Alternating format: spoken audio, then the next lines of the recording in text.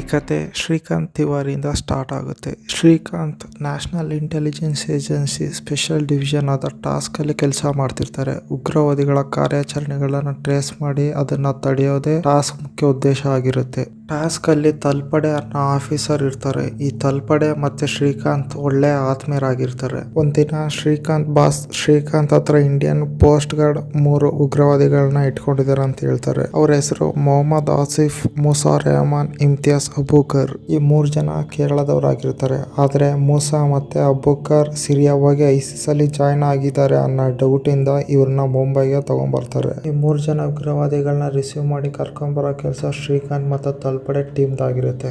ಆಗ್ಲೇ ಜಾಯ್ನ್ ಆಗಿರೋ ಝೋಯೋನ ತಮ್ಮ ಟೀಮ್ ಜೊತೆ ತಲ್ಪಡೆ ಸೇರಿಸ್ಕೊಳ್ತಾರೆ. ಏರ್ಪೋರ್ಟ್ ಅಲ್ಲಿ ಈ ಟೀಮ್ ಜೊತೆ ಫೋರ್ಸ್ 1 ಟೀಮ್ ಕೂಡ ಜಾಯ್ನ್ ಆಗುತ್ತೆ. ಇದು ಒಂದು ಕಮಾಂಡೋ ಟೀಮ್. ಈ ಟೀಮ್ಗೆ ಲೀಡರ್ ಇಮ್ರಾನ್ ಪಾಷಾ. ಏರ್ಪೋರ್ಟ್ ಇಂದ ಉಗ್ರವಾದಿಗಳನ್ನ ಒಂದು ವ್ಯಾನ್ ಅಲ್ಲಿ ಕರ್ಕೊಂಡ್ ಬರ್ತಿರ್ಬೇಕಾದ್ರೆ ಗಾರ್ಡ್ಸ್ ಮೇಲೆ ಅಟ್ಯಾಕ್ ಮಾಡಿಬಿಟ್ಟು ತಪ್ಪಿಸ್ಕೊಳ್ತಾರೆ. ಟಾಸ್ಕ್ ಮತ್ತೆ ಫೋರ್ಸ್ 1 ಟೀಮ್ ಈ 3 ಜನ ಉಗ್ರವಾದಿಗಳನ್ನ ಸರ್ಚ್ ಮಾಡ್ತಿರ್ಬೇಕಾದ್ರೆ ಆಸಿಫ್ ಇವ್ರ ಮೇಲೆ ಫೈರಿಂಗ್ ಸ್ಟಾರ್ಟ್ ಮಾಡ್ತಾನೆ. ಅವಾಗ ಪಾಷಾ ಈ 3 ಜನದ ಮೇಲೂ ಫೈರಿಂಗ್ ಮಾಡ್ತಾನೆ. ಅವಾಗ ಅಬೂಬಕರ್ ಸಾವನ್ನಪ್ಪಿದ್ರೆ ಆಸಿಫ್ ಅಲ್ಲಿಂದ ಅಲ್ಲೇ ಸ್ಪ್ರೋ ತಪ್ತಾನೆ. ಮೂಸಾ ಭುಜಕ್ಕೆ ಬುಲೆಟ್ ತಗ್ಲಿದ್ರು ಅಲ್ಲಿಂದ ತಪ್ಪಿಸ್ಕೊಂಡು ಒಂದು ಮನೆ ಒಳಗೆ ಹೋಗ್ತಾನೆ. ಅವಾಗ ಶ್ರೀಕಾಂತ್ ಮೂಸಾನ ಹೊರಗೆ ತರೋದಕ್ಕೆ ತನ್ನ ಗನ್ನನ್ನ ಅಲ್ಲೇ ಬಿಟ್ಟು ಮನೆ ಒಳಗೆ ಹೋಗ್ತಾನೆ. ಶ್ರೀಕಾಂತ್ ನೋಡಿದ ಮೂಸಾ, ನನಗೂ ಈ ಜಗಳಕ್ಕೂ ಯಾವುದೇ ಸಂಬಂಧವಿಲ್ಲವೆಂದು, ನಾನು ISI ಇಂದ ತಪ್ಪಿಸ್ಕೊಂಡು ಬಂದಿರುವುದಾಗಿ, ನನ್ನನ್ನು ಬಿಟ್ಟರೆ ನನ್ನ ಅಮ್ಮನ ಹತ್ರ ಹೋಗುತ್ತೇನೆ ಎಂದು ಹೇಳುತ್ತಾನೆ. ಈ ಮಾತನ್ನು ಕೇಳಿದ ಶ್ರೀಕಾಂತ್ ತನ್ನ ತಾಯಿ ಬಗ್ಗೆ ಒಂದು ಕಟ್ಟುಕತೆ ಹೇಳಿ ಮೂಸಾನ ಸರೆಂಡರ್ ಆಗೋ ರೀತಿ ಮಾಡ್ತಾನೆ. ನಂತರ ಮೂಸಾ ಮತ್ತೆ ಆಸಿಫ್ನ ಹಾಸ್ಪಿಟಲ್ಗೆ ಸೇರಿಸ್ತಾರೆ. ಆಸಿಫ್ ಕೋಮಾದಲ್ಲೇ ಇದ್ದಾನೆ ಅಂತ ಮೂಸಾಗೆ ತಿಳಿಯುತ್ತೆ. ಶ್ರೀಕಾಂತ್ ಮೂಸಾ ಹತ್ರ ಅವರ ಪ್ಲಾನ್ ಬಗ್ಗೆ ಕೇಳ್ತಾನೆ. ಅವಾಗ ಮೂಸಾ ಹೇಳೋ ಪ್ರಕಾರ 2002ರಲ್ಲಿ ನಡೆದಿರೋ ಜಗಳದಲ್ಲಿ ಅವ್ರ ಫ್ಯಾಮಿಲಿ ಮೆಂಬರ್ಸ್ ಎಲ್ಲ ಸತ್ತೋಗಿರ್ತಾರೆ. ಮೂಸಾ ಮತ್ತೆ ಅವ್ರ ಅಮ್ಮ ಮಾತ್ರ ಬದುಕಿರೋದಾಗಿ ಹೇಳ್ತಾನೆ. ಆ ಕೋಪದಲ್ಲಿ ಸಿರಿಯಾವಾಗಿ ISIಗೆ ಜಾಯಿನ್ ಆಗ್ತೀನಿ. ಆದ್ರೆ ಅಲ್ಲಿನ ಪರಿಸ್ಥಿತಿ ಬೇರೆ ರೀತಿ ಇರುತ್ತೆ. ಇಂಡಿಯನ್ ಮುಸ್ಲಿಮ್ಸ್ ನ ಕಡಿಮೆ ಮಾಡಿ ನೋಡ್ತಾರೆ. ಸಣ್ಣ ಪುಟ್ಟ ಕೆಲಸಗಳು ಮಾತ್ರ ಕೊಡ್ತಾರೆ. ಇದರಿಂದ ಇಂಡಿಯಾಗೆ ಬರೋದಕ್ಕೆ ನೋಡ್ತೀನಿ, ಆದ್ರೆ ಅವ್ರು ನನಗೆ ಹೋಗೋದಕ್ಕೆ ಅನುಮತಿಸೋದಿಲ್ಲ. ಅವಾಗ ಆಸಿಫ್ ಒಂದು ಮಿಷಿನ್ ಮೇಲೆ ಇಂಡಿಯಾಗೆ ಹೋಗ್ತಿದ್ದೀನಿ ಅಂತ ಗೊತ್ತಾಗಿ ಆಸಿಫ್ನ ನಂಬಿಸಿ ತನ್ನ ಅಮ್ಮನಿಗೋಸ್ಕರ ಇಂಡಿಯಾಗೆ ಬಂದಿದ್ದೀನಿ ಅಂತ ಹೇಳ್ತಾನೆ. ನಾನು ಒಬ್ಬ ಇಂಜಿನಿಯರ್, ನನಗೆ ಈ ಮಿಷಿನ್ ಬಗ್ಗೆ ಯಾವುದೇ ವಿಷಯ ಗೊತ್ತಿಲ್ಲ ಅಂತ ಹೇಳ್ತಾನೆ. ಆವಾಗಲೇ ಶ್ರೀಕಾಂತ್ಗೆ ಮುಂಬೈಲಿ ಸ್ಕೂಟರ್ ಬಾಂಬ್ ಇಕ್ಕಿರೋ ವಿಷಯ ಬರುತ್ತೆ. ಇವರು ಹೋಗಿ ಅಲ್ಲಿನ ಜನನ ಕಾಪಾಡ್ತಾರೆ. ಆದ್ರೆ ಬಾಂಬ್ನ ಡಿಫ್ಯೂಸ್ ಮಾಡಕ್ ಹೋಗಲ್ಲ, ಬಾಂಬ್ ಬ್ಲಾಸ್ಟ್ ಆಗುತ್ತೆ. ಇದರಿಂದ NIA chief Kulkarni task team ಹತ್ರ ಬಂದ್ಬಿಟ್ಟು ಸ್ಲೀಪರ್ ಸೆಲ್ ಮಾಡಿರೋ ಕೆಲಸನ ಫಸ್ಟ್ ಏನಕ್ಕೆ ಕಂಡಿಡ್ದಿಲ್ಲ ಅಂತ ಕೇಳಿದಾಗ, ಇದು ಸ್ಲೀಪರ್ ಸೆಲ್ ಕೆಲಸ ಅಲ್ಲ, ಯಾರೋ ಒಬ್ಬನೇ ಮಾಡಿರೋ ಕೆಲಸ, ಇದ್ರ ಮೇಲೆ ಪ್ರಾಪರ್ ಇನ್ವೆಸ್ಟಿಗೇಷನ್ ಮಾಡಬೇಕು ಅಂತ ಶ್ರೀಕಾಂತ್ ಹೇಳ್ತಾನೆ. ಆ ರೀತಿ ಆ ಇನ್ವೆಸ್ಟಿಗೇಷನ್ ಅಲ್ಲಿ 3 ಜನ ವ್ಯಕ್ತಿಗಳನ್ನ ಅನುಮಾನಿಸಿ ಅವ್ರನ್ನ ಇಟ್ಕೊಳ್ತಾರೆ. ಇವ್ರು ಹೇಳೋ ಪ್ರಕಾರ ವಿಕ್ಟೋರಿಯಾ ಕಾಲೇಜ್ ಅಲ್ಲಿರೋ ಒಬ್ಬ ಮಿಸ್ಟೀರಿಯಸ್ ವ್ಯಕ್ತಿ ಇವ್ರಿಗೆ ಕೆಲಸ ಕೊಡ್ತಾ ಇದ್ದ. ಆದ್ರೆ ಆ ವ್ಯಕ್ತಿನ ನಾವು ನೋಡಿಲ್ಲ. ಆ ಕಾಲೇಜ್ ಹೊರಗಡೆ ಇರೋ ಡ್ರಾಪ್ ಬಾಕ್ಸ್ ಮುಖಾಂತರ ನಮಗೆ ಇನ್ಸ್ಟ್ರಕ್ಷನ್ ಕೊಡ್ತಾ ಇದ್ದ. ಇನ್ಸ್ಟ್ರಕ್ಷನ್ ನ ಫಾಲೋ ಮಾಡ್ಕೊಂಡು ನಾವು ಅಟ್ಯಾಕ್ ಮಾಡ್ತಾ ಇದ್ವಿ ಅಂತ ಹೇಳ್ತಾನೆ. ಬಹುಶಃ ಆ ವ್ಯಕ್ತಿ ಆ ವಿಕ್ಟೋರಿಯಾ ಕಾಲೇಜ್ ಸ್ಟೂಡೆಂಟ್ ಆಗಿರ್ಬೋದು ಅಂತ ಹೇಳಿದಾಗ ಶ್ರೀಕಾಂತ್ NIA ಚೀಫ್ ಕುಲಕರ್ಣಿ ಹತ್ರ ಈ ವಿಷಯನ ತಿಳಿಸಿದಾಗ ಕುಲಕರ್ಣಿ, ಬಲೂಚಿಸ್ತಾನ್ ಟೀಮ್ ಇಂದ ವಿಷಯ ಬಂದಿದೆ, ಈ ಮಿಸ್ಟೀರಿಯಸ್ ವ್ಯಕ್ತಿ ಇಂಡಿಯಾದಲ್ಲಿ ಮಿಷನ್ ಜುಲ್ಫಿಕಾರ್ಗೋಸ್ಕರ ಕೆಲಸ ಮಾಡ್ತಿದ್ದೇನೆ ಅಂತ ಹೇಳ್ತಾರೆ. ಅವಾಗ ಆ ವಿಕ್ಟೋರಿಯಾ ಕಾಲೇಜ್ ಹಾಸ್ಟೆಲ್ ಮುಂದೆ ಒಬ್ಬ ವ್ಯಕ್ತಿನ ಇಟ್ಟು ಕ್ಯಾಮ್ರಾ ಮುಖಾಂತರ ಆ ಡ್ರಾಪ್ ಬಾಕ್ಸ್ ನ ಮಾನಿಟರ್ ಮಾಡ್ತಾರೆ. ಎಷ್ಟು ವೈಟ್ ಮಾಡಿದ್ರು ಆ ಡ್ರಾಪ್ ಬಾಕ್ಸ್ ಹತ್ರ ಯಾರು ಬರೋದಿಲ್ಲ. ಅವಾಗ ಲೋಕಲ್ ಪೊಲೀಸ್ ಹೆಲ್ಪ್ ತಗೊಂಡ್ಬಿಟ್ಟು ಕ್ರಿಮಿನಲ್ ರೆಕಾರ್ಡ್ಸ್ ಇರೋ ಮುಸ್ಲಿಂ ಸ್ಟೂಡೆಂಟ್ಸ್ ಲಿಸ್ಟ್ ರೆಡಿ ಮಾಡೋದಕ್ಕೆ ಹೇಳ್ತಾರೆ. ಪೊಲೀಸ್ಗಳು ಜುನೈದ್, ಸಾಜಿದ್, ಹಮೀದ್, ಸೈದ್ ಇವ್ರನ್ನ ಅರೆಸ್ಟ್ ಮಾಡ್ತಾರೆ. ಆದ್ರೆ ಇವ್ರ ವಿರುದ್ಧ ಯಾವುದೇ ರೀತಿ ಕ್ರಿಮಿನಲ್ ರೆಕಾರ್ಡ್ ಇಲ್ದಲೇ ಇರೋ ಕಾರಣ ಶ್ರೀಕಾಂತ್ ಅವ್ರನ್ನ ಕಳಿಸ್ತಾರೆ. ಇನ್ನೊಂದ್ ಕಡೆ ಥಿಯೇಟರ್ ಅಲ್ಲಿ ನ್ಯಾಷನಲ್ ಅಂತ ಬರ್ತಿರ್ಬೇಕಾದ್ರೆ ಕರೀಂ ನಿಂತ್ಕೊಳ್ಳೋದಿಲ್ಲ. ಇದರಿಂದ ಥಿಯೇಟರ್ ಅಲ್ಲಿರೋರ್ ಜೊತೆ ಜಗಳ ಆಗುತ್ತೆ. ಕರೀಂ ಬಗ್ಗೆ ಹೇಳೋದಾದ್ರೆ ಮುಸ್ಲಿಮ್ಸ್ ಮೇಲೆ ನಡೆಯೋ ಅನ್ಯಾಯದ ಬಗ್ಗೆ ಬ್ಲಾಗ್ಸ್ ಬರೀತಾ ಇರ್ತಾನೆ. ಕರೀಂ ಅಲ್ತಾಫ್ ಅನ್ನೋ ವ್ಯಕ್ತಿನ ಮೀಟ್ ಆಗ್ತಾನೆ. ಅವಾಗ ಅಲ್ತಾಫ್ ಕಾಲೇಜ್ ಹತ್ರ ಇರೋ ಡ್ರಾಪ್ ಬಾಕ್ಸ್ ಕೀ ಕೊಡ್ತಾನೆ. ಆ ಡ್ರಾಪ್ ಬಾಕ್ಸ್ ಅಲ್ಲಿ ಇರೋದನ್ನ ನೋಡಿ ಏನ್ ಮಾಡ್ತೀಯೋ ನಿನ್ನಿಷ್ಟ ಅಂತ ಹೇಳ್ತಾನೆ. ಅವಾಗ ಆ ಡ್ರಾಪ್ ಬಾಕ್ಸ್ ಅಲ್ಲಿ ಕರೀಂಗೆ ಒಂದು ಪೆನ್ ಡ್ರೈವ್ ಸಿಗುತ್ತೆ. ಆ ಪೆನ್ ಡ್ರೈವ್ ಅಲ್ಲಿ ಒಂದು ವಿಡಿಯೋ ಇರುತ್ತೆ. ಆ ವಿಡಿಯೋದಲ್ಲಿ ಒಬ್ಬ ಮಿನಿಸ್ಟರ್ ಮುಸ್ಲಿಮ್ಸ್ ವಿರುದ್ಧವಾಗಿ ಮಾತಾಡ್ತಾ ಇರ್ತಾನೆ. ಆ ಮಿನಿಸ್ಟರ್ ವ್ಯಕ್ತಿಗಳು ಇಬ್ರು ಮುಸ್ಲಿಮ್ಸ್ ಬೀಫ್ ತಗೊಂಡು ಹೋಗ್ತಿದ್ದಾರೆ ಅಂತ ಭಾವಿಸಿ ಅವ್ರನ್ನ ಸಾಯಿಸ್ತಾರೆ. ಆದ್ರೆ ನಿಜವಾಗ್ಲೂ ಅದು ಮಟನ್ ಆಗಿರುತ್ತೆ. ಇದರಿಂದ ಕೋಪಗೊಂಡ ಕರೀಂ ಮತ್ತೆ ಫ್ರೆಂಡ್ಸ್ ಆ ಮಿನಿಸ್ಟರ್ಗೆ ಬುದ್ಧಿ ಕಲಿಸ್ಬೇಕು ಅಂತ ರೆಡಿ ಆಗ್ತಾರೆ. ಇನ್ನೊಂದ್ ಕಡೆ ಶ್ರೀಕಾಂತ್ ಮತ್ತೆ ಟೀಮ್ಗೆ ಕರೀಂ ಡ್ರಾಪ್ ಬಾಕ್ಸ್ ಹತ್ರ ಬಂದಿರೋದು ಗೊತ್ತಾಗುತ್ತೆ. ಇದರಿಂದ ಕರೀಂ ರೂಮ್ ಅಲ್ಲಿ ಒಂದು ಸೀಕ್ರೆಟ್ ಕ್ಯಾಮ್ರಾ ಇಡ್ತಾರೆ. ಈ ಸೀಕ್ರೆಟ್ ಕ್ಯಾಮ್ರಾದಿಂದ ಕರೀಂ ಮತ್ತೆ ಫ್ರೆಂಡ್ಸ್ ಮಾತಾಡ್ಕೊಂಡಿರೋ ಪ್ಲಾನ್ ಬಗ್ಗೆ CCTV ಫುಟೇಜ್ ಮತ್ತು ಅವರ ಸಂಭಾಷಣೆಯಿಂದ ಕರೀಂ ಯಾವ್ದೋ ದೊಡ್ಡ ಪ್ಲಾನ್ ಮಾಡಿರ್ಬೋದು ಅಂತ ಟಾಸ್ಕ್ ಗೆ ಡೌಟ್ ಬರುತ್ತೆ. ಕರೀಂಗೆ ಅವನನ್ನ ಯಾರೋ ಫಾಲೋ ಮಾಡ್ತಿದ್ರೆ ಅಂತ ಡೌಟ್ ಬಂದು ಹಾಸ್ಟೆಲ್ ಇಂದ ಪರಾರಿ ಆಗ್ತಾನೆ. ಅವಾಗ ಟಾಸ್ಕ್ ಟೀಮ್ ಕರೀಂ ರೂಮ್ ಅಲ್ಲಿ ಒಂದು ಲ್ಯಾಪ್ಟಾಪ್ ನ ತಗೊಂಡು ನೋಡಿದಾಗ ಮಿನಿಸ್ಟರ್ ವಿಡಿಯೋ ಅನ್ನೋದು ಗೊತ್ತಾಗುತ್ತೆ. ಅವಾಗ ಮಿನಿಸ್ಟರ್ ಟಾರ್ಗೆಟ್ ಆಗಿರ್ಬೋದು, ಕರೀಂ ಮುಷಿದ್ ಜುಲ್ಫಿಕರ್ ಅಲ್ಲಿ ಭಾಗಿಯಾಗಿರ್ಬೋದು ಅಂತ ಡೌಟ್ ಬಂದು ಕರೀಂನ ಇಟ್ಕೊಳ್ಳೋದಕ್ಕೆ ಫೋರ್ಸ್ ಫೋನ್ ಜೊತೆ ಸೇರಿ ಮಿನಿಸ್ಟರ್ ಮನೆಗೆ ಕರೀಂ ಹೋಗ್ದಲ್ಲೇ ತಡೆಯೋದಕ್ಕೆ ರೆಡಿ ಆಗ್ತಾರೆ. ಕರೀಂ ಮಿನಿಸ್ಟರ್ ಮನೆಗೆ ಹೋಗೋದಕ್ಕಿಂತ ಮುಂಚೆ ತಡೀತಾರೆ. ಅವಾಗ ಕರೀಂ ಟೀಮ್ ಅಲ್ಲಿರುವ ಒಬ್ಬ ಪೊಲೀಸರ ಮೇಲೆ ಫೈರಿಂಗ್ ಸ್ಟಾರ್ಟ್ ಮಾಡ್ತಾನೆ. ಈ ಫೈರಿಂಗ್ ಅಲ್ಲಿ ಇಬ್ರು ಸತ್ತೋಗ್ತಾರೆ. ಕರೀಂ ತಪ್ಪಿಸ್ಕೊಂಡು ಒಂದು ಕಾರ್ ಒಳಗೆ ಬಚ್ಚಿಟ್ಕೊಂಡು ವಿಡಿಯೋ ರೆಕಾರ್ಡ್ ಮಾಡ್ತಾನೆ. ರೆಕಾರ್ಡ್ ಮಾಡಿರೋ ಕಾರ್ಡ್ನ ಅಲ್ಲೇ ಇಟ್ಟು ಓಡೋಗ್ಬೇಕಾದ್ರೆ ಫೈರಿಂಗ್ ಅಲ್ಲಿ ಕರೀಂ ಸತ್ತೋಗ್ತಾನೆ.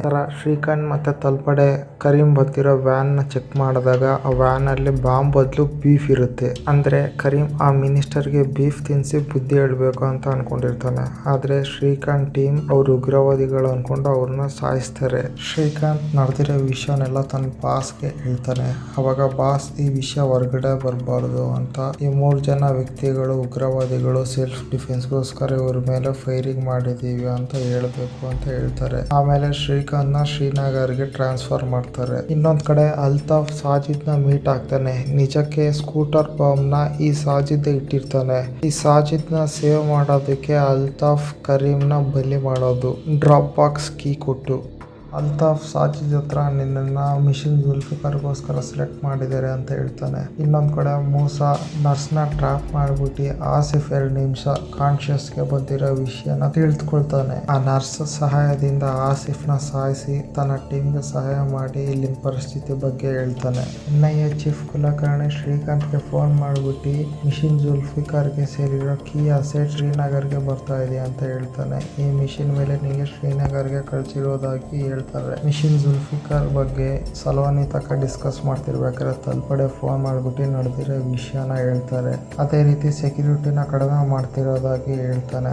ಅವಾಗ ಶ್ರೀಕಾಂತ್ಗೆ ಡೌಟ್ ಬರುತ್ತೆ. ಸೆಕ್ಯೂರಿಟಿ ಕಡಿಮೆ ಇರೋದ್ರಿಂದ ತಲ್ಪಡೆ ತನ್ನ ಟೀಮ್ನ ಹಾಸ್ಪಿಟಲ್ಗೆ ಕರೆಸ್ಕೊಳ್ತಾನೆ. ಅದೇ ಟೈಮಲ್ಲಿ ಸಲೋನಿ ಶ್ರೀಕಾಂತ್ ಹತ್ರ ಬಶ್ರತ್ ಬಗ್ಗೆ ಹೇಳ್ತಾರೆ. ಅವಾಗ ಶ್ರೀಕಾಂತ್ ಬಶರತ್ ಫೈಲ್ಸ್ ನ ಸರ್ಚ್ ಮಾಡಿದಾಗ ಅಲ್ಕತಿಲ್ ಅನ್ನೋ ಅನ್ನೊಂದು ವ್ಯಕ್ತಿ ಬಗ್ಗೆ ಗೊತ್ತಾಗುತ್ತೆ. ಅವಾಗ ಅಲ್ಕತಿಲ್ ಫೈಲ್ ಓಪನ್ ಮಾಡಿದಾಗ ಅವನು ಸಿರಿಯಾದಲ್ಲಿ ಇಂಜಿನಿಯರ್ ಅಂತ ಗೊತ್ತಾಗುತ್ತೆ. ಅವಾಗ ಮೂಸಾನು ಸಿರಿಯಾದಲ್ಲಿ ಇಂಜಿನಿಯರ್ ಆಗಿರೋದ್ರಿಂದ ಇಬ್ಬರು ಫೈಲ್ ನ ಮ್ಯಾಚ್ ಮಾಡಿ ನೋಡಿದಾಗ 81% ಮ್ಯಾಚ್ ಆಗುತ್ತೆ. ಅದರಿಂದ ಅಲ್ಕತಿಲ್ ಮತ್ತೆ ಮೂಸಾ ಇಬ್ರು ಒಬ್ರೆ ಅಂತ ಗೊತ್ತಾಗುತ್ತೆ. ಈ ವಿಷಯನೆಲ್ಲ ಶ್ರೀಕಾಂತ್ ತಲ್ಪಡೆಗೆ ಫೋನ್ ಮಾಡಿ ಹೇಳಿದಾಗ ತಲ್ಪಡೆ ಫೋರ್ಸ್ 1 ಭಾಷಾ ಜೊತೆ ಹಾಸ್ಪಿಟ್ಲಿಗೆ ಹೋಗ್ತಾರೆ. ಇಷ್ಟರೊಳಗೆ ಮೂಸಾನ ಕರ್ಕೊಂಡು ಹೋಗೋದಕ್ಕೆ ಸ್ವಲ್ಪ ಜನ ಟೆರರಿಸ್ಟ್ಗಳು ಹಾಸ್ಪಿಟ್ಲ್ ಒಳಗೆ ಬಂದಿರ್ತಾರೆ. ಮೂಸಾ ಕರ್ಕೊಂಡು ಹೋಗೋ ಪ್ರೊಸೆಸ್ ಅಲ್ಲಿ ಫೈರಿಂಗ್ ನಡೆಯುತ್ತೆ. ಈ ಫೈರಿಂಗ್ ಅಲ್ಲಿ ಭಾಷಾ ಸತ್ತೋಗ್ತಾರೆ. ಮೂಸಾ ತಪ್ಪಿಸ್ಕೊಳ್ತಾನೆ. ಶ್ರೀಕಾಂತ್ ಬಶರತ್ ಮೇಲೆ ಇನ್ವೆಸ್ಟಿಗೇಷನ್ ಮಾಡಿದಾಗ ಬಶರತ್ ಒಂದ್ ಮದ್ವೆಗೆ ಬರ್ತಿದ್ದಾನೆ ಅಂತ ಗೊತ್ತಾಗುತ್ತೆ. ಈ ಮದ್ವೆನ ಒಂದು ಡ್ರೋನ್ ಮುಖಾಂತರ ಮಾನಿಟರ್ ಮಾಡಿ ಕಾಲ್ಸ್ ನ ಟ್ರ್ಯಾಕ್ ಮಾಡಿದಾಗ ಈ ಮಿಷನ್ ಜುಲ್ಫಿಕರ್ ನಲ್ಲಿ ಮೂಸಾ ಕೂಡ ಭಾಗಿಯಾಗಿದ್ದಾನೆ ಅಂತ ಗೊತ್ತಾಗುತ್ತೆ. ಮತ್ತೆ ಆ ಕಾಲ್ ಅನ್ನೋದು ಫೈಜನ್ ಅಹಮದ್ಗೆ ಹೋಗಿರೋ ರೀತಿ ಗೊತ್ತಾಗುತ್ತೆ. ಶ್ರೀಕಾಂತ್ ಮಾರು ವೇಷದಲ್ಲಿ ಆ ಮದ್ವೆಗೆ ಹೋಗ್ತಿರ್ಬೇಕಾದ್ರೆ ಸಾಜಿದ್ ನೋಡ್ತಾನೆ. ಸಾಜಿದ್ ನ ಇಟ್ಕೋಬೇಕಾದ್ರೆ ಸಾಜಿದ್ ಅಲ್ಲಿಂದ ಪರಾರಿ ಆಗ್ತಾನೆ. ಅದಾದ್ಮೇಲೆ CIA ಸಹಾಯದಿಂದ ಫೈಜಾನ್ ನ ಇಟ್ಕೊಂಡು ಮಿಷನ್ ಜುಲ್ಫಿಕರ್ ಬಗ್ಗೆ ತಿಳ್ಕೊಳ್ತಾರೆ. ಫೈಜಾನ್ ಹೇಳಿರೋ ಪ್ರಕಾರ ಪಾಕಿಸ್ತಾನ್ ಜನರಲ್ ಆರ್ಮಿ ಅನ್ಸಾರಿ ಮತ್ತು ISI ಮೇಜರ್ ಸಮೀರ್ ಇಬ್ರು ಈ ಮಿಷನ್ ಪ್ಲಾನ್ ಮಾಡಿರ್ತಾರೆ. ಈ ಮಿಷನ್ ಗೆ Sameer head. Mission Zulfikar plan ಏನಂದ್ರೆ ಆಸಿಫ್ ಅಂಡ್ ಮೂಸಾ ಇಂಡಿಯಾಗೆ ರೀಚ್ ಆದ್ಮೇಲೆ ಆಸಿಫ್ ಕಾಶ್ಮೀರಿಂದ ನರ್ವ್ ಗ್ಯಾಸ್ ನ ಡೆಲ್ಲಿಗೆ ತಗೊಂಡೋಗ್ತಾನೆ. ಆ ಗ್ಯಾಸ್ ಇಂದ ಮೂಸಾ ಡೆಲ್ಲಿಯಲ್ಲಿ ಭಾರಿ ಬ್ಲಾಸ್ಟ್ ನ ಮಾಡ್ತಾನೆ. ಈ ಬ್ಲಾಸ್ಟ್ ನೋಡಿದೆ ಇಂಡಿಯಾ ಪಾಕಿಸ್ತಾನ ಮೇಲೆ ಯುದ್ಧ ಮಾಡುತ್ತೆ. ಈ ಯುದ್ಧ ಟೈಮ್ ಅಲ್ಲಿ ಪಾಕಿಸ್ತಾನ PM ಪದವಿನ ತೆಗೆದು ತನ್ನ ಜನಗಳ ಸಹಾಯದಿಂದ ಪಾಕಿಸ್ತಾನ ಜನರಲ್ ಅನ್ಸಾರಿ ಆಳ್ವಿಕೆಗೆ ಬರ್ತಾನೆ. ಆದ್ರೆ ಆಸಿಫ್ ಸತ್ತೋಗೋದ್ರಿಂದ ಸಾಜಿದ್ ಆ ಪ್ಲೇಸ್ ಗೆ ಬರ್ತಾನೆ. ಸೊ ಸಾಜಿದ್ ನರು ಗ್ಯಾಸ್ ನ ತಗೊಂಡ್ ಹೋಗೋದಕ್ಕೆ ಶ್ರೀನಗರ್ಗೆ ಬಂದಿರ್ತಾನೆ. ಶ್ರೀಕಾಂತ್ ಚೀಫ್ ಗೆ ಫೋನ್ ಮಾಡಿ ವಿಷಯ ಹೇಳಿದಾಗ ಚೀಫ್ PM ಗೆ ಕಾಲ್ ಮಾಡಿ ಈ ವಿಷಯನ ಪಾಕಿಸ್ತಾನ್ PM ಜೊತೆ ಮಾತಾಡೋದಾಗಿ ಸಲಹೆ ಕೊಡ್ತಾನೆ. ಅವಾಗ ಪಾಕಿಸ್ತಾನ್ CM ಜನರಲ್ ಅನ್ಸಾರಿ ಹತ್ರ ಹೋಗಿ ಈ ಮಿಷನ್ ನ ಇವಾಗ್ಲೇ ಸ್ಟಾಪ್ ಮಾಡೋದಾಗಿ ಹೇಳ್ತಾನೆ. ಇಲ್ಲ ಅಂದ್ರೆ ಹಳೆಯ ಕ್ರಿಮಿನಲ್ ರೆಕಾರ್ಡ್ಸ್ ನ ತೆಗೆದು ನಿನಗೆ ಜೈಲಿಗೆ ಹಾಕೋದಾಗಿ ಹೇಳ್ತಾನೆ. ಇನ್ನೊಂದ್ ಕಡೆ ಮೇಜರ್ ಸಮೀರ್ ನ ಪಾಕಿಸ್ತಾನ್ ಆರ್ಮಿ ಅರೆಸ್ಟ್ ಮಾಡ್ಬಿಟ್ಟು ಮಿಷನ್ ಜುಲ್ಫಿಕರ್ ಬಗ್ಗೆ ಹೇಳೋದಾಗಿ ಟಾರ್ಚರ್ ಮಾಡ್ತಾರೆ. ಮೇಜರ್ ಸಮೀರ್ ಒಬ್ಬ ವ್ಯಕ್ತಿ ಸಹಾಯದಿಂದ ಬಶರತ್ ಗೆ ಫೋನ್ ಮಾಡಿ ಇಂಡಿಯಾಗೆ ನ್ಯೂರಲ್ ಲಿಂಕ್ ಬಗ್ಗೆ ಗೊತ್ತಾಗಿರೋದಾಗಿ ಹೇಳ್ತಾನೆ. ಅದೇ ರೀತಿ ಪ್ಲಾನ್ B ನ ಎಕ್ಸಿಕ್ಯೂಟ್ ಮಾಡೋದಾಗಿ ಹೇಳ್ತಾನೆ. ಆದ್ರೆ ಸಾಜಿದ್ ಅವಾಗ್ಲೇ ಗ್ಯಾಸ್ ನ ತಗೊಂಡು ಡೆಲ್ಲಿಗೆ ಹೋಗೋದಕ್ಕೆ ರೆಡಿ ಆಗಿರ್ತಾನೆ. ಬಶರತ್ ಟೀಮ್ ಸಾಜಿದ್ ನ ನಿಲ್ಲಿಸ್ಬಿಟ್ಟು ಪ್ಲಾನ್ B ನ ಎಕ್ಸಿಕ್ಯೂಟ್ ಮಾಡಬೇಕು, ಡೆಲ್ಲಿಗೆ ಹೋಗಿ ಮೂಸಾನ ಮೀಟ್ ಆಗೋದಾಗಿ ಹೇಳ್ತಾರೆ. ಅಷ್ಟರೊಳಗೆ ಇಂಡಿಯನ್ ಆರ್ಮಿ ಅಟ್ಯಾಕ್ ಮಾಡಿ ಬಶರತ್ ಟೀಮ್ ನ ಸಾಯಿಸುತ್ತೆ. ಆದ್ರೆ ಸಾಜಿದ್ ತಪ್ಪಿಸ್ಕೊಂಡು ಓಡೋಗ್ತಾನೆ. ಸಾಜಿದ್ ಡೆಲ್ಲಿ ಹೋಗಿ ಮೂಸಾನ ಮೀಟ್ ಆಗ್ತಾನೆ. ಮೂಸಾ ಪ್ಲಾನ್ B ನ ಸಾಜಿದ್ ಗೆ ಎಕ್ಸ್ಪ್ಲೈನ್ ಮಾಡ್ತಾನೆ. ಪ್ಲಾನ್ B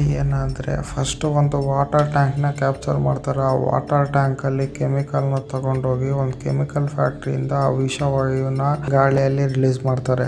ಆ ವಿಷವಾಯುನ ಸೇವನೆ ಮಾಡಿದ ಎಲ್ಲ ಡೆಲ್ಲಿ ವ್ಯಕ್ತಿಗಳು ಸಾವನ್ನಪ್ತಾರೆ. ಈ ಪ್ಲಾನ್ ಅಲ್ಲಿ ಫಸ್ಟ್ ವೈಭವ್ ಅನ್ನೋ ವ್ಯಕ್ತಿನ ಟ್ರ್ಯಾಪ್ ಮಾಡ್ಬಿಟ್ಟು ಕೆಮಿಕಲ್ ಫ್ಯಾಕ್ಟರಿಯಲ್ಲಿ ಎಂಟ್ರಿನ ತಗೊಂತಾರೆ. ಇನ್ನೊಂದ್ ಕಡೆ ಶ್ರೀಕಾಂತ್ ಗೆ ಸಮೀರ್ ಕಾಲಿಂದ ಮೂಸಾ ಪ್ಲಾನ್ B ನ ಎಕ್ಸಿಕ್ಯೂಟ್ ಮಾಡ್ತಿದ್ದಾನೆ ಅಂತ ಗೊತ್ತಾಗುತ್ತೆ. ಆದ್ರೆ ಶ್ರೀಕಾಂತ್ ಅಂಡ್ ಟೀಮ್ ಗೆ ಪ್ಲಾನ್ B ಬಗ್ಗೆ ಏನು ಗೊತ್ತಿರಲ್ಲ. ಅವಾಗ್ಲೇ ಶ್ರೀಕಾಂತ್ ತನ್ನ ಟೀಮ್ ಜೊತೆ ಡೆಲ್ಲಿಗೆ ರೀಚ್ ಆಗಿ ಮೂಸಾ ಮತ್ತೆ ಸಾಜಿದ್ ಫೋಟೋಸ್ ನ ಎಲ್ಲ TV channels and news paper ಅಲ್ಲಿ ಟೆಲಿಕಾಸ್ಟ್ ಮಾಡಿಸ್ತಾನೆ. ಕೇರಳದಲ್ಲಿ ಒಬ್ಬ ವ್ಯಕ್ತಿ ಮೂಸಾ ಫೋಟೋನ ನ್ಯೂಸ್ ಪೇಪರ್ ಅಲ್ಲಿ ನೋಡಿ ಅವ್ರ ಅಮ್ಮನ ಬಗ್ಗೆ ಪೊಲೀಸರಿಗೆ ಇನ್ಫಾರ್ಮೇಶನ್ ನೀಡ್ತಾರೆ. ಈ ವಿಷಯ ಶ್ರೀಕಾಂತ್ ಗೆ ಗೊತ್ತಾಗಿ ಅವರನ್ನ ಡೆಲ್ಲಿಗೆ ಕರ್ಕೊಂಡ್ ಬರೋದಾಗಿ ಹೇಳ್ತಾರೆ. ಅದೇ ಬಾರ್ ಟೆಂಡರ್ ಸಾಜಿದ್ ನ ಕಂಡಿಡಿದ್ಬಿಟ್ಟು ಪೊಲೀಸರಿಗೆ ಇನ್ಫಾರ್ಮ್ ಮಾಡ್ತಾನೆ. ಸಾಜಿದ್ ವೈಭವ್ ಜೊತೆ ಇರೋದಾಗಿ ಹೇಳ್ತಾನೆ. ಅವಾಗ ವೈಭವ್ ಕೆಮಿಕಲ್ ಫ್ಯಾಕ್ಟರಿಯಲ್ಲಿ ಮ್ಯಾನೇಜರ್ ಅನ್ನೋದು ಗೊತ್ತಾಗಿ ಮೂಸಾ ಕೆಮಿಕಲ್ ಫ್ಯಾಕ್ಟರಿಯಲ್ಲಿ ಯಾವ್ದಾದ್ರು ಕೆಮಿಕಲ್ ನ ಕದಿತಾ ಇರ್ಬೋದು ಅಂತ ಭಾವಿಸ್ತಾರೆ. ರಾತ್ರಿ ಮೂಸಾ ಮತ್ತೆ ಸಾಜಿದ್ ಕೆಮಿಕಲ್ ಫ್ಯಾಕ್ಟರಿ ಒಳಗೆ ಹೋಗ್ಬಿಟ್ಟು ವೈಭವ್ ಸಹಾಯದಿಂದ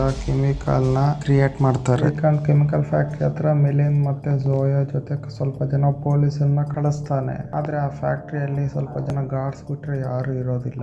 ಮೂಸಾ ವೈಭವ್ನ ಸಾಯಿಸ್ಬಿಟ್ಟು ಕೆಮಿಕಲ್ ನ ರಿಲೀಸ್ ಮಾಡ್ತಾನೆ. ಸೊ ಡೆಲ್ಲಿಯಲ್ಲಿ ಬೆಳಗಿನ ಜಾವ ಅಷ್ಟರೊಳಗೆ ಎಲ್ಲರೂ ಸತ್ತೋಗಿರ್ತಾರೆ. ಮೂಸಾ ಫ್ಯಾಕ್ಟರಿ ಹತ್ರ ಸ್ವಲ್ಪ ಜನ ನೆಟ್ಬಿಟ್ಟು ಡೆಲ್ಲಿ ಬಿಟ್ಟು ಹೋಗ್ತಾ ಇರ್ತಾನೆ ಸಾಜಿದ್ ಜೊತೆ. ಮೇಲಿಂದ ಝೋಯಾ ರಿಟರ್ನ್ ಆಗ್ತಿರ್ಬೇಕಾದ್ರೆ ಫ್ಯಾಕ್ಟರಿ ಒಳಗೆ ಏನೋ ತಪ್ಪಾಗ್ತಿದೆ ಅಂತ ಭಾವಿಸಿ ಮತ್ತೆ ಗಾರ್ಡ್ಸ್ ಗೆ ಗೊತ್ತಿಲ್ಲ ಫ್ಯಾಕ್ಟರಿ ಒಳಗೆ ಹೋಗ್ತಾರೆ. ಇನ್ನೊಂದ್ ಕಡೆ ತಲ್ಪಡೆ ಮೂಸಾ ಅವರ ಅಮ್ಮನ ಡೆಲ್ಲಿಗೆ ಕರೆಸ್ತಿರ್ತಾನೆ. ಅವಾಗ ಶ್ರೀಕಾಂತ್ ಮೂಸಾ ಅವರ ಅಮ್ಮನ ಟಿವಿಯಲ್ಲಿ ಒಂದು ಇಂಟರ್ವ್ಯೂ ಕೊಡಿಸ್ತಾನೆ. ಆ ಇಂಟರ್ವ್ಯೂನ ಒಂದು ಪೆಟ್ರೋಲ್ ಬಂಕ್ ಅಲ್ಲಿ ಮೂಸಾ ನೋಡ್ತಾನೆ. ಈ ಮಾತನ್ನ ಮೂಸಾ ಸಾಜಿದ್ ಹತ್ರ ಹೇಳಿ ಗ್ಯಾಸ್ ಲೀಕ್ ಅನ್ನ ನಿಲ್ಲಿಸ್ಬೇಕು ಅಂತ ಹೇಳ್ತಾನೆ. ಅವಾಗ ಸಾಜಿದ್ ಒಪ್ಪೋದಿಲ್ಲ. ಇಬ್ಬರ ಮಧ್ಯೆ ಮಾತಿಗೆ ಮಾತು ಬೆಳೆದು ಸಾಜಿದ್ ಮೂಸಾನ ಸಾಯಿಸ್ತಾನೆ. ಇನ್ನೊಂದ್ ಕಡೆ ಮೆಲಿನ್ ಅಂಡ್ ಝೋಯಾ ಫ್ಯಾಕ್ಟರಿ ಒಳಗೆ ಡೆಡ್ ಬಾಡಿನ ನೋಡಿ ಆ ಗಾರ್ಡ್ಸ್ ಎಲ್ಲ ರೌಡೀಸ್ ಅಂತ ಅನ್ಕೊಳ್ತಾರೆ. ಅಷ್ಟರೊಳಗೆ ಆ ಗಾರ್ಡ್ಸ್ ಮೆಲಿನ್ ಅಂಡ್ ಝೋಯಾ ಮೇಲೆ ಫೈರಿಂಗ್ ಸ್ಟಾರ್ಟ್ ಮಾಡ್ತಾರೆ. ಈ ಫೈರಿಂಗ್ ಅಲ್ಲಿ ಮೆಲಿನ್ ಗೆ ಬುಲೆಟ್ ತಗಲುತ್ತೆ. ಇದರಿಂದ ಬ್ಯಾಕಪ್ ಗೋಸ್ಕರ ಕಾಲ್ ಮಾಡೋರೆ ಯಾರು ಕಾಲ್ ರಿಸೀವ್ ಮಾಡಲ್ಲ. ಇಷ್ಟಕ್ಕೆ ಫ್ಯಾಮಿಲಿ ಮ್ಯಾನ್ ಸೀಸನ್ 1 ಕಂಪ್ಲೀಟ್ ಆಗುತ್ತೆ. ಈ ಮೈನ್ ಸ್ಟೋರಿಯಲ್ಲಿ ಪ್ಯಾರಲಲ್ ಆಗಿ ಇನ್ನೂ ಸ್ವಲ್ಪ ಸ್ಟೋರಿಗಳು ನಡೀತಾ ಇರ್ತವೆ. ಅದರಲ್ಲಿ ಕರೀಂ ಸ್ಟೋರಿ ಒಂದು. ಕರೀಂ ಸಾಯೋದಕ್ಕಿಂತ ಮುಂಚೆ ಒಂದು ವಿಡಿಯೋ ರೆಕಾರ್ಡ್ ಮಾಡಿರ್ತಾನೆ. ಆ ವಿಡಿಯೋ ರೆಕಾರ್ಡ್ ಮಾಡಿರೋ ಕಾರ್ಡ್ ಅನ್ನೋದು ಕರೀಂ ಗರ್ಲ್ ಫ್ರೆಂಡ್ ಜೋನಾಲಿಗೆ ಸಿಗುತ್ತೆ. ಆ ವಿಡಿಯೋದಲ್ಲಿ ಕರೀಂ ಜೊತೆ ಶ್ರೀಕಾಂತ್ ಕೂಡ ಇರ್ತಾನೆ. ಈ ಶ್ರೀಕಾಂತ್ ಮೇಲೆ ಜೋನಾಲಿ ಯಾವ ರೀತಿ ಆಕ್ಷನ್ ತಗೊಂಡ್ಲು ಅನ್ನೋದು ಸೀಸನ್ 2 ಅಲ್ಲಿ ನೋಡಬಹುದು. Story Srikanth family. ಶ್ರೀಕಾಂತ್ ಗೆ ಸುಚಿತ್ರಾ ಮೇಲೆ ಒಂದು ಡೌಟ್ ಇರುತ್ತೆ. ಸುಚಿತ್ರಾಸ್ ಕೊಲೆಗ್ ಅರವಿಂದ್ ಜೊತೆ ಎಫ್ಐಆರ್ ಇರುತ್ತೆ ಅಂತ. ಬಟ್ ಆದ್ರೆ ಸುಚಿತ್ರಾ ಹೊಸ ಜಾಬ್ಗೋಸ್ಕರ ಮಾತ್ರ ಅರವಿಂದ್ ಜೊತೆ ಇರ್ತಾಳೆ. ಆದ್ರೆ ಒಂದ್ ದಿವಸ ನೈಟ್ ಸುಚಿತ್ರಾ ಮತ್ತೆ ಅರವಿಂದ್ ಒಂದೇ ಹೋಟ್ಲಲ್ಲಿ ಸ್ಟೇ ಆಗಿರ್ಬೇಕು. ಆ ಹೋಟ್ಲಲ್ಲಿ ಏನಾಗಿದೆ ಅನ್ನೋದನ್ನ ಸೀಸನ್ 2 ಅಲ್ಲಿ ನೋಡಬಹುದು. ಸೊ ಡೆಲ್ಲಿ ಪ್ರಜೆಗಳ ಬದುಕಿದ್ರ, ಜೋನಾಲಿ ಯಾವ ರೀತಿ ಸ್ಟೆಪ್ ತಗೊಂಡ್ಲು, ಮಿಲಿಂದ್ ಅಂಡ್ ಝೋಯಾ ಬದುಕಿದ್ರ, ಸಾಜಿದ್ ಮೂಸಾನ ಸಾಯಿಸಿ ಎಲ್ಲಿಗೆ ಹೋದ, ಮತ್ತೆ ಅರವಿಂದ್ ಅಂಡ್ ಸುಚಿತ್ರಾ ಮಧ್ಯೆ ಆ ರಾತ್ರಿ ಏನ್ ನಡೀತು ಅನ್ನೋದನ್ನ ಸೀಸನ್ 2 ಅಲ್ಲಿ ನೋಡಬಹುದು.